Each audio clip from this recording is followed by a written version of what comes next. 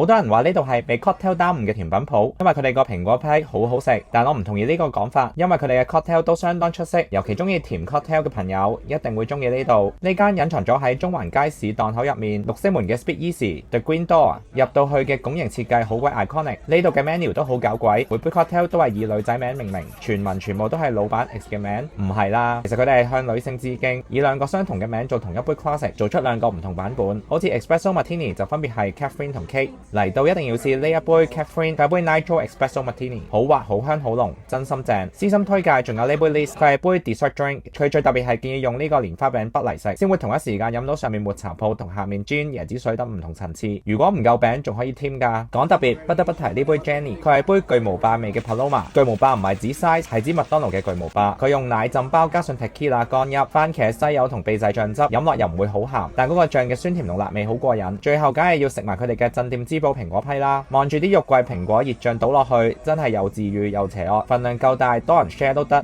好味道。星期五晚去到竟然話9點就賣晒，誇張。